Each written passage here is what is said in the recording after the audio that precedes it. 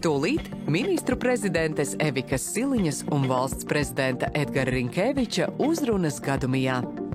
Vēlāk vecgada šova Tiekamies 2025. turpinājums.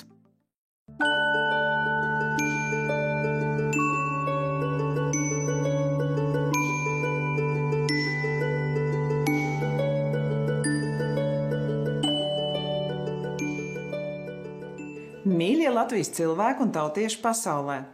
Gadumijā atskatāmies uz šogad piedzīvoto. Vienlaikus raugāmies arī nākotnē.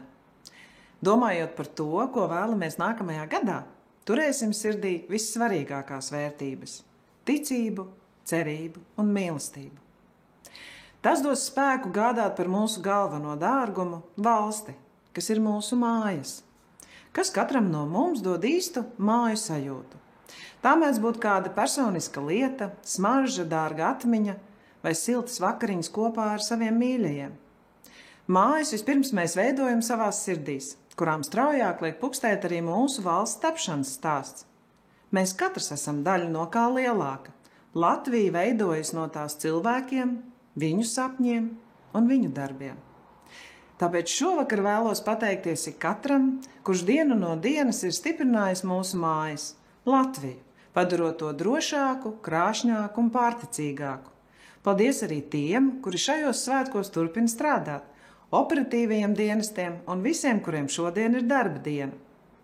Valdības galvenais uzdevums ir strādāt cilvēku labā.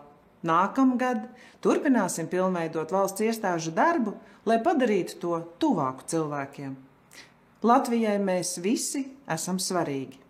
Mēs to bagātinām ar savu pilsonisko aktivitāti, ar piemēru un iesaistīšanos esošo tradīciju kopšanā un jaunu veidošanā. Nākamajā pavasarī piedalīsimies lielajā talkā, sakopsim savu zemi. Vasarā būsim aktīvi pašvaldību vēlēšanās, kopā gūsim iedvesmu Latvijas skolu jaunatnes dziesmu un deju svētkos. Atbalstīsim mūsu sportistus Eiropas basketbola čempionātā Rīgā. Rudenī pavadīsim bērnus skolas gaitās, un tuvojoties ziemai, krāšņi svinēsim Latvijas 107. dzimšanas dienu. Dārgie Latvijas cilvēki, stiprināsim Latvijas aizsardzību un drošību. Krievijas uzsāktais karš Ukrainā turpina ietekmēt ekonomiku ne tikai Latvijā, bet visā Eiropā.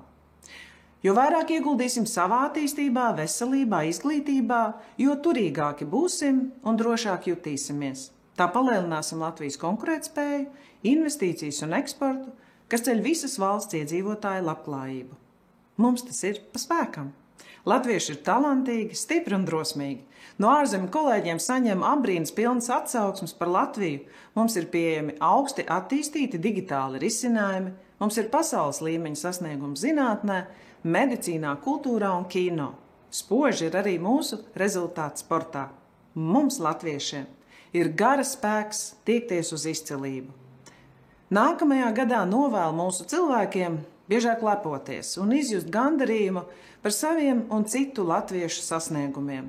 Tas dod drosmi noticēt sev un papildu enerģiju izdarīt vairāk, nekā mums pašiem šķiet, ka spējam. Kā par Latviju man teica Ukrainas parlamenta priekšsēdētājs Ruslans Stefančuks, jūs varbūt neesat liela valsts, bet jūs esat varena nācija. Tas pasaka visu, un vēl vairāk. Tāpēc liksim lietā šo varenību, lai sargātu un attīstītu plaukstošu Latviju, kas ir daļa no Eiropas Savienības un NATO. Priecīgus svētkus šovakar jūs mājās un laimīgu jauno gadu!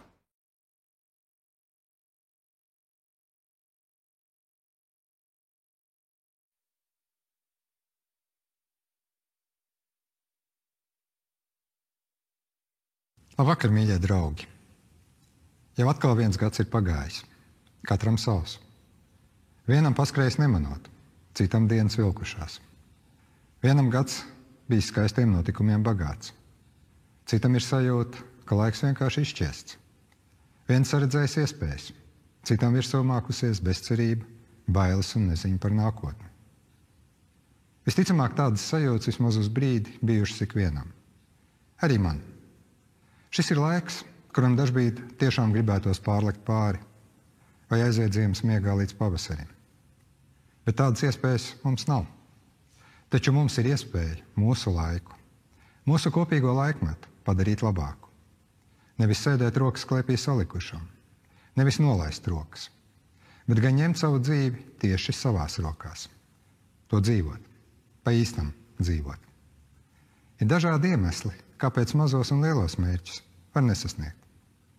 Lielākais un svarīgākais iemesls – ja nemēģināsi, tad nesanāks. Ir jāmēģina. Labāk smelt izliet ūdeni, nevis staigāt ap spaini un neuzzināt, kas tur iekšā. Latviešu tautas pasakās ir daudz skaistā un vērtīgā. Tās māca labestību un pazemību. Tās aicina neskatīties uz ārienu, bet ieraudzīt cilvēka personību. Tās ir ļoti svarīgas vērtības. Mums atliek klāt pielikt pašiem savus lēmumus un pašiem savu darbu. Ir laiks atmest tik pierasto, kā būs, tā būs. Nē, nevis būs tā, kā būs, bet būs tā, kā mēs lemsim un kā mēs darīsim. Mums nav vajadzīgs vienmēr klātesošais, nu ko tad es? Tā vietā, lai nāk tiešais.